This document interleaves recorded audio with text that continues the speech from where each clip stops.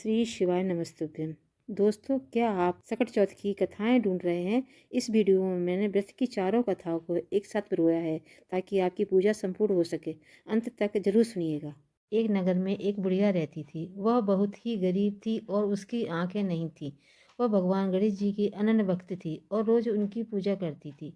एक दिन गणेश जी उसकी भक्ति से प्रसन्न होकर प्रकट हुए और बोले, माई तू जो चाहे सो मांग ले। बुढ़िया ने कहा, प्रभु मुझे मांगना तो नहीं आता, मैं क्या मांगू? तब गणेश जी ने कहा, अपने बेटे और बहू से पूछकर मांग ले। बुढ़िया ने अपने बेटे से पूछा तो बेटे ने कहा, माँ धन मांग ले। बहू से पूछा तो बहू ने कहा, सासू माँ पोता मांग लो। बुढ़िया ने सोचा कि ये तो सब अपने अपने मतलब की बातें कर रहे हैं। उसने अपने पड़ोसियों से पूछा तो उन्होंने कहा, माई तेरी उम्र अब थोड़ी ही बची है, तू धन और पोता लेकर क्या करेगी? तू तो अपनी आंखें मांग ले। अगले दिन जब गणेश जी आए और बोले, माई क्या मांगा? तब बुढ़िया ने बड़ी चतुराई से एक ही वरदान में सब कुछ मांग लिया। उसने कहा, हे गणेश जी, यदि आप मुझ पर प्रसन्न हैं तो मुझे 9 करोड़ की माया, निरोगी काया, अमर सुहाग, पोता और अंत में मोक्ष प्रदान करे। गणेश जी हंसकर बोले, माई तूने तो मुझे ठग लिया, पर जो तूने मांगा है वह सब तुझे मिलेगा। ऐसा कहकर गणेश जी अंतर्ध्यान हो गए। कुछ समय में बुढ़िया की आंखें ठीक हो गई और उसे पोता प्राप्त हुआ और घर धन धान से भर गया। जैसा गणेश जी आपने उस बुढ़िया को दिया वैसे ही हम सबको देना। बोलो गणेश जी भगवान की जय। बोलो सकट चौथ मैया की जय। बहुत समय पहले की बात है। एक राजा था जिसकी कोई संतान नहीं थी। इस कारण वो बहुत दुखी रहा करता था। एक दिन राजा अपने महल के द्वार पर बैठा था। तभी वहां से एक महिला गुजरी। उसने दूसरी महिला से कहा, देखो आज सुबह सुबह इस निर्वंशी राजा का मुख देख लिया है। पता नहीं आज का दिन कैसा बीतेगा। राजा ने यह सब सुना, उसे बहुत गहरा धक्का लगा। वह चुपचाप महल में जाकर लेट गया। रानियों ने बहुत मनाया, भोजन के लिए पूछा, पर राजा ने कुछ नहीं खाया। राजा ने कहा, इतने बड़े राजपाट और इतनी रानियों का क्या लाभ जब कोई पुत्र ही नहीं है। आज एक मामूली औरत ने मुझे निर्वंशी कहकर ताना मारा है। महल के सभी लोग दुखी हो गए। तब छोटी रानी की एक चतुर दासी ने रानी से कहा, आप चिंता न कर, मैं सब ठीक कर दूंगी, बस आप चुपचाप देखती रहें। दासी राजा के पास गई और बोली, महाराज उठिए, भोजन करिए, आपको खुशखबरी देनी है, छोटी रानी गर्भवती है। राजा ये सुनकर बहुत खुश हुआ और उसने भोजन कर लिया। 9 महीने के बाद दासी ने महल के चारों तरफ पर्दे लगवा दिए और राजा को संदेश भिजवाया कि पुत्र हुआ है। राजा ने खुशी में खूब धन दौलत बांटी और उत्सव मनाया। जब राजा ने पुत्र देखने की इच्छा जताई तो दासी ने बहाना बना दिया कि अभी बच्चे के ग्रह खराब हैं, इसे देखना आपके लिए शुभ नहीं होगा, इसे कुछ समय के बाद देखिएगा। समय बीतता गया। जब पसनी का समय आया तो दासी ने कहा, अभी नहीं, मुंडन पर देखिएगा। मुंडन आया तो कहा, अब सीधे विवाह पर ही देखिएगा। राजा मान गया। देखते देखते 16 साल बीत गए और राजकुमार की शादी तय हो गई। जब बारात जाने की तैयारी हुई तो राजा ने जिद की कि अब तो मुझे अपने बेटे का चेहरा देखना ही है। दासी फिर से भी नहीं डरी। उसने एक बड़ी थाली में 1.25 मन तिल और गुड़ मिलाकर एक पुतला बनवाया और उसे सुंदर कपड़ों से ढका और डोली में बिठा दिया। उसने राजा से कहा, द्वार पूजा के समय ही चेहरा देखिएगा। बारात रास्ते में एक पीपल के पेड़ के नीचे रुकी। दासी ने डोली वहीं रखी और खुद तालाब में नहाने चली गई। उस पेड़ के नीचे संकट माता बैठी थी। उन्हें भूख लगी थी। उन्होंने देखा कि डोली के पास चींटियां लगी हैं। उन्होंने डोली खोलकर देखा तो उसमें स्वादिष्ट तिल गुड़ रखा था। माता ने यह सारा तिल गुड़ खा लिया। जब दासी नहाकर वापस आई और देखा कि थाली खाली है तो वो जोर जोर से रोने लगी और सकट माता के पैर पकड़ लिए। वो बोली, माता आपने मेरा बेटा खा लिया है, अब या तो आप मुझे मेरा बेटा दो वरना मैं पैर नहीं छोड़ूंगी। दासी की पुकार सुनकर सकट माता असमंजस में पड़ गई। उन्होंने प्रसन्न होकर कहा, ले अपना बेटा संभाल। और माता ने अपनी कृपा से उस तिल गुड़ के पुतले को 16 साल के एक बेहद सुंदर राजकुमार में बदल दिया। जब बारात ससुराल पहुंची तो राजा ने अपने सुंदर पुत्र को देखा। वह दंग रह गया और बोला, इतना सुंदर पुत्र था, इसीलिए तुमने मुझे सालों तक नहीं दिखाया। धूमधाम से शादी हुई। जब बारात वापस लौटी तो दासी ने छोटी रानी को सारी सच्चाई बताई। रानी की खुशी का ठिकाना ना रहा। दासी ने रानी से कहा, मैं 1.25 पसेरी का लड़का बनाकर ले गई थी, पर सकट माता ने 1.25 मन का बना दिया। अब आप 1.25 मन तिलकुट का प्रसाद बांटो। तभी से सकट चौथ का व्रत और तिलकुट बांटने की परंपरा शुरू हुई। हे सकट माता, जैसे आपने दासी की लाज रखी और राजा को पुत्र दिया, वैसे ही इस कथा को कहने सुनने वाले और हुंकार भरने वाले सभी की मनोकामना पूर्ण करना। बोलो सकट मैया की जय, बोलो गणेश जी महाराज की जय। एक नगर में एक माँ और बेटा रहते थे। वो बहुत गरीब थे। बेटा नगर की गायों को चराकर अपना और अपनी माँ का भरण पोषण करता था। उसी नगर के राजा ने आवा लगवाया था जो पक नहीं रहा था। राजा ने अपने पंडितों को आवा न पकने का कारण पूछा। तब पंडितों ने बताया, बिना बलि के आवा नहीं पकेगा। तब राजा ने सैनिकों से कहा, कल सुबह जो सबसे पहले मिले उसे आवा में बैठा देना। दूसरे दिन सुबह उस माँ का बेटा गायों को चराने के लिए चला तो माँ ने कहा, आज संकट चौथ है, शाम को जब घर आना फूल और दूब लेते आना। बेटे ने हाँ कह दिया। वन की ओर चला जा रहा था तो राजा के सैनिकों ने उसे पकड़ लिया और आवा में बैठाने लगे। वह बहुत भयभीत हो गया और कहने लगा, मुझे जाने दो, आज मेरी माँ का सकट चौथ का व्रत है। परंतु राजा के सैनिक नहीं माने तो उस लड़के ने कहा, जब शाम को मेरी गाय वापस लौटे तो तुम उसकी पूंछ में फूल और दूब बांध देना। सैनिकों ने हाँ कह दिया और लड़के को आवा में बैठा दिया। शाम हो रही थी। उस लड़के की माँ पूजा के लिए तिल और गुड़ के लड्डू भोग के लिए बना रही थी। उसने देखा उसकी गाय आ गई, परंतु उसका बेटा नहीं आया। गाय की पूंछ में फूल और दूब बंधी थी लेकिन उसका बेटा नहीं आया। वो पड़ोस में पूछने चली गई तो उसे पता चला सभी की गाय आ गई हैं, परंतु उसका बेटा नहीं आया। तो उसे चिंता होने लगी और वह सकट माता से प्रार्थना करने लगी कि हे माँ, तुम हर संकट से मेरे बेटे की रक्षा करना। वह बहुत समय तक अपने बेटे का इंतजार करती रही। जब उसका बेटा नहीं आया तो वह सकट चौथ की पूजा करने लगी। उधर उस राजा ने अपने सैनिकों को पहरा लगाने के लिए नगर में भेजा और कहा, रात में देखना कौन जाग रहा है और कौन सो रहा है। जब राजा के सैनिक पहरा लगा रहे थे तो सारा नगर सो रहा था। सिर्फ लड़के की माँ जाग रही थी और पूजा करते करते कह रही थी कि इटिया न सरके, दिव्या न मेली हुई, माई पूत का विसर्जन न हो। सारी रात इसी तरह कहती रहे। सुबह हुई, आवा खोला गया तो उसमें से आवाज आई, धीरे से खोलना, मेरे लग न जाए। ये सुनकर सब लोग भाग गए और राजा के पास गए। तब राजा अपने सैनिकों के साथ वहां आया।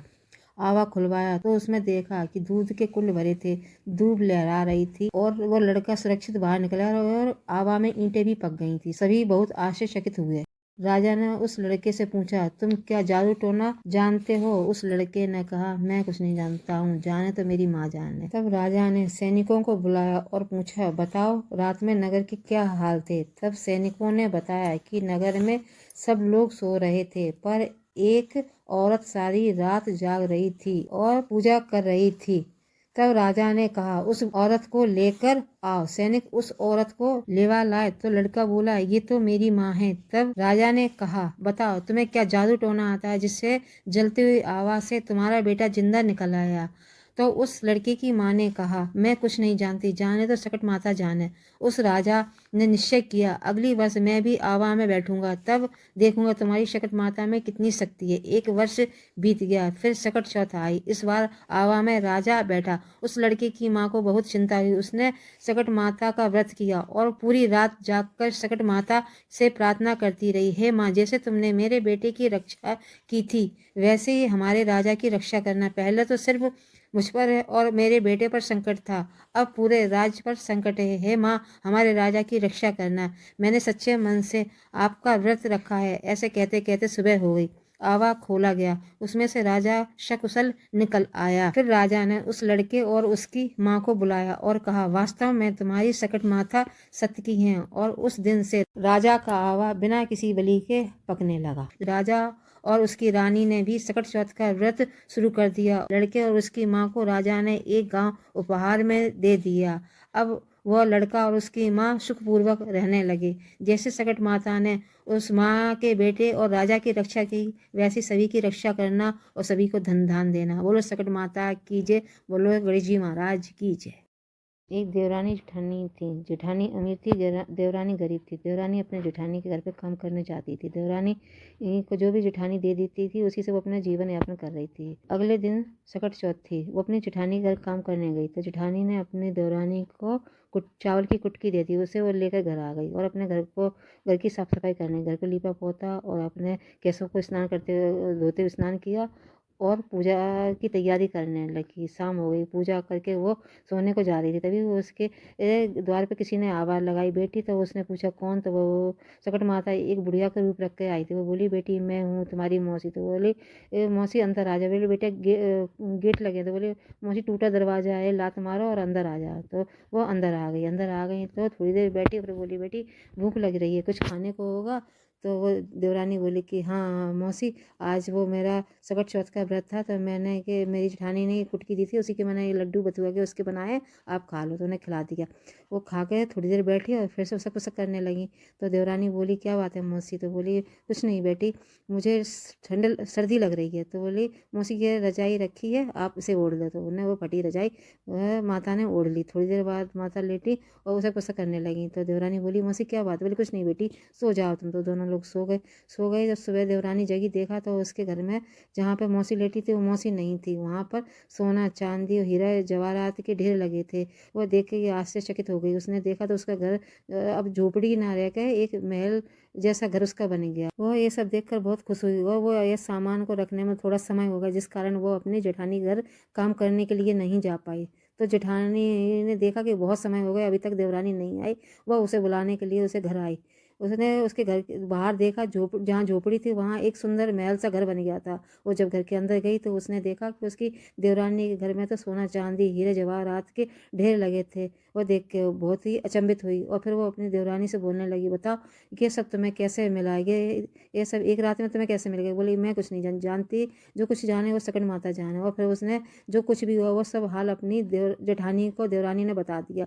जेठानी ने निश्चय किया कि अगली बार जब सकट चौथ आएगी तो मैं भी व्रत रखूंगी। एक साल बाद जब सकट चौथ आई तो जेठानी ने भी व्रत रखा और उसके पास जो भी अगली साल जब सकट चौथ आने वाली थी तो उसकी जेठानी ने अपनी सब धन दौलत बांट दी और जैसे उसकी देवरानी गरीब थी वैसे एक झोपड़ी में जाकर रहने लगी और अपनी देवरानी के घर काम करने जाती थी। उस दिन सकट चौथ थी। उसने अपनी देवरानी से कहा कि आज तुम मुझे चावल की कुटकी देना। तो उसकी देवरानी ने उसे चावल की कुटकी दी। वो उसे लेकर अपने घर आ गई। वो अपने घर को लीपा पोता, अपने केसों को स्नान करके वो उसने पूजा के लिए बैठ गई। वो पूजा करने के बाद वो मौसी के आने का इंतजार करने लगी।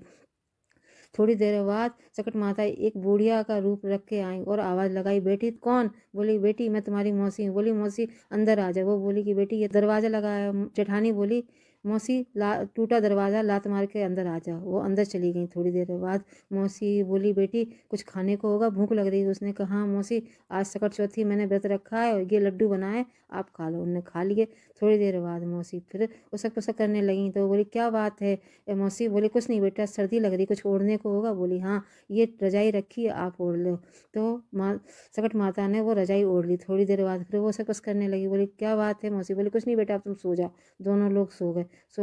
उसकी जेठानी को तो नींद आई नहीं रही, तो वो तो इंतजार कर रही थी कब सुबह हो, कब मुझे हीरे मोती जवाहरात मिले। वो थोड़ी देर बाद फिर वो सो गई। जब उसकी सुबह आँख खुली, देखा तो वहाँ पे मौसी नहीं थी। उसने देखा कि उसके सारे घर में बहुत बुरी बदबू आ रही है, सारे घर में मक्खियाँ भिनभिना रही हैं और जो झोपड़ी उसकी टूटी फूटी थी वैसी बनी है। वो ये देख कर उसे बहुत गुस्सा आया और अपनी देवरानी के पास गई। वो बोली कि तुमने सब मुझे झूठ बताया, देखो मेरे घर में तो मक्खियाँ भिनवा आ रही हैं, कितनी बुरी बदबू आ रही है, मेरी जैसी टूटी फूटी झोपड़ी तब थी तैसी अब। तो उसकी देवरानी ने कहा, देखो दीदी, मैं तो वास्तव में गरीब थी और मैंने पूरी श्रद्धा और भक्ति बिना किसी लालच के व्रत रखा, जिससे कि माता ने मुझे खुश होकर ये सब कुछ दिया, और तुम्हारे पास सब होते हुए भी तुमने ये सब नाटक किया, जिस कारण तुम्हारी ये दशा हुई है। अब अगली बार तुम पूरे सच्चे मन से और श्रद्धा से सकट चौथ का व्रत करना, माता तुम्हारी फिर से तुम्हें धनवान बना देंगी। अगली बार जब सकट चौथ आए तो देवरानी जेठानी दोनों ने मिलकर व्रत किया और उन्होंने अपनी जेठानी ने माता से क्षमा मांगी। माता उन्होंने पहले के समान फिर से धनवान कर दिया। जैसे सकट माता ने देवरानी को धनवान किया और उनकी जेठानी की बुद्धि ठीक करके फिर उन्हें वैसे ही बना दिया कर दिया, वैसे ही माता सब पे अपनी दया दृष्टि रखना, सबको धनवान करना, सबके संकट हरना, सब पे अपनी कृपा दृष्टि बनाए रखना। बोलो जय सकट माता की जय।